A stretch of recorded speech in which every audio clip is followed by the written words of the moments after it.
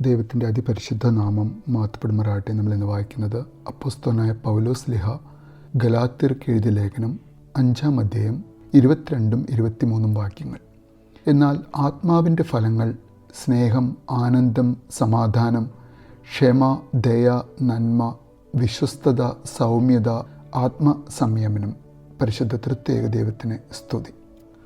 പരിശുദ്ധാത്മാവിൻ്റെ പുതുക്കത്തിനായി കാത്തിരിക്കാൻ യേശു തൻ്റെ പ്രിയപ്പെട്ടവരോട് പറഞ്ഞതുപോലെ ആ പ്രിയപ്പെട്ടവർ യേശുവിൻ്റെ വാക്കുകൾ കേട്ട് യെരുശലേമിൽ അവൻ വാഗ്ദാനം ചെയ്ത ഏറ്റവും വലിയ സമ്മാനമായ പരിശുദ്ധാത്മാവെന്ന ദാനം അത് ലഭിക്കുവാനായി കാത്തിരുന്ന ആ ശിഷ്യന്മാരുടെ പ്രിയപ്പെട്ടവരുടെ കൂട്ടത്തിൽ ഇന്ന് നമ്മളും ഉണ്ടെങ്കിൽ നമുക്ക് ഒരു ലക്ഷ്യമുണ്ട്. എന്താണ് ആ ലക്ഷ്യം?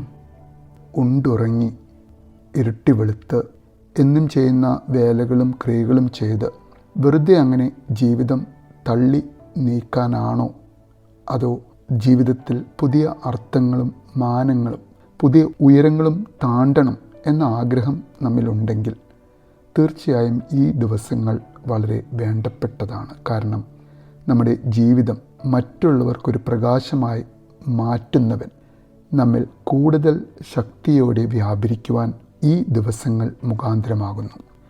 ആത്മാവാം ദൈവം തരുന്ന സ്നേഹം, സന്തോഷം, സമാധാനം, ദീർഘക്ഷമ, ദയ, പരോപകാരം എന്നീ നിലയിൽ ഉയരത്തിലെത്തുന്ന നമുക്ക് അവൻ തരുന്ന മറ്റൊരു നല്ല ക്വാളിറ്റിയാണ് വിശ്വസ്തത. ദൈവത്തോടും നമ്മുടെ ജീവിത ദൗത്യത്തോടും നമ്മുടെ കുടുംബത്തോടും നമ്മുടെ മനസ്സാക്ഷിയോടും നാം പുലർത്തേണ്ട വിശ്വസ്തത. ദൈവം നമ്മോട് സദാ വിശ്വസ്തനാണ്. അവൻ്റെ വാഗ്ദാനങ്ങളിലും ഉടമ്പടിയിലും വിശ്വസ്തനായവൻ. അവനാണ് നമ്മിൽ വസിക്കുന്നത്. ആ ഉത്തമ ബോധ്യമുണ്ടെങ്കിൽ നമ്മൾ ദൈവകൽപ്പനകളോടും ദൈവം നമ്മിൽ നിന്ന് ആവശ്യപ്പെടുന്ന കാര്യങ്ങളോടും എന്നും വിശ്വസ്തനുള്ളവനായിരിക്കും.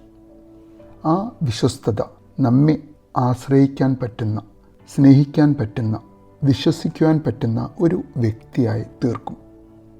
നസ്രായൻ വളരെ സ്നേഹപൂർവ്വം വിളിക്കുന്ന ഒരു തിരുവചനമുണ്ട്, നല്ലവനും വിശ്വസ്തനുമായ ഭൃത്യനെ എന്ന്. ആ വിളിക്ക് യോഗ്യനാവുവാൻ നമുക്ക് പരിശുദ്ധാത്മാവാം ദൈവത്തിൻ്റെ വളരെയധികം സഹായം ആവശ്യമാണ്. ചെറിയ കാര്യങ്ങളിൽ വിശ്വസ്തനാണോ എങ്കിൽ വലിയ കാര്യങ്ങൾ നമ്മിൽ ഭരമേൽപ്പിക്കാൻ തയ്യാറുള്ള നമ്മിൽ വസിക്കുന്ന ദൈവത്തിൻ്റെ ആത്മാവ്. മരണം വരെ വിശ്വസ്തരായിരിക്കുന്നവർക്ക് ലഭിക്കുന്ന ജീവൻ്റെ കിരീടത്തിന് നമ്മെ അർഹതയുള്ളവനാക്കി തീർക്കുന്ന പരിശുദ്ധാത്മാവാം ദൈവം. മറ്റൊരു വിലയേറിയ സമ്മാനമാണ് പരിശുദ്ധാത്മാവിന് തരുവാൻ സാധിക്കുന്ന സൗമ്യത. അതൊരു പ്രതികരിക്കാൻ കഴിവില്ലാത്തൊരവസ്ഥയോ അല്ലെങ്കിൽ ഭയത്താൽ നമ്മൾ പാലിക്കുന്ന നിശബ്ദതയോ അല്ല, മറിച്ച് ദൈവം നമ്മിൽ നിറയ്ക്കുന്ന ദൈവീക ഭാവം. ഈശോ പറയുന്നുണ്ട് വിശുദ്ധ മത്തായിയുടെ സുവിശേഷം 11-ാം അധ്യായം 19-ാമത്തെ തിരുവചനത്തിൽ, ഞാൻ ശാന്തശീലനും വിനീത ഹൃദയനുമാകിയാൽ എന്നിൽ നിന്നും പഠിക്കുക എന്ന്. തന്നെ വിധിച്ചവരുടെ മുൻപിലും കാൽവരിയിലും യേശു പ്രകടമാക്കിയ ശാന്തത. എല്ലാം നമുക്കെതിരാകുമ്പോഴും എല്ലാവരും നമ്മെ പഴിക്കുമ്പോഴും അന്യായമായി നമ്മെ കുറ്റം ചുമത്തുമ്പോഴും നമുക്ക് പുലർത്തുവാൻ സാധിക്കുന്ന സൗമ്യത. ആ സൗമ്യത നമ്മെ പ്രാക്ടീസ് ചെയ്യിപ്പിക്കുന്ന ആത്മാവാം ദൈവം. ജീവിതത്തിൻ്റെ തിരക്കുകളുടെ നടുവിലും ഉത്തരവാദിത്തം എന്ന നുകങ്ങളുടെ ഇടയിലും സഹനങ്ങളിലൂടെയും പ്രയാസങ്ങളിലൂടെയും മാനസിക വിഷമങ്ങളിലൂടെയും രോഗങ്ങളിലൂടെയും കടന്നു പോകുന്ന അവസ്ഥയിലും മനസ്സിൻ്റെ ശാന്തത നിലനിർത്തുവാൻ സഹായിക്കുന്ന സഹായകൻ. നമ്മുടെ കോപവികാരത്തെ നിയന്ത്രിച്ച് മറ്റുള്ളവരുമായി വിനയത്തോടും സ്നേഹത്തോടും ബന്ധപ്പെടുവാനും ഹൃദ്യമായി പെരുമാറുവാനും നമ്മെ ഉപദേശിക്കുന്ന പരിശുദ്ധാത്മാവ്. വീണ്ടും ആ പരിശുദ്ധാത്മാവിനെ നമുക്ക് തരുവാൻ സാധിക്കുന്ന മറ്റൊരു ശ്രേഷ്ഠമായ ഫലമാണ് ഇന്ദ്രിയ ജയം. നമുക്കേവർക്കും ആത്മനിയന്ത്രണം തരുന്ന പരിശുദ്ധാത്മാവ്. ഇന്ദ്രിയ നിഗ്രഹം, പഞ്ചേന്ദ്രിയങ്ങളുടെ നിയന്ത്രണം, ആ നിയന്ത്രണത്തിന് നമ്മെ സഹായിക്കുന്ന പരിശുദ്ധാത്മാവാം ദൈവം.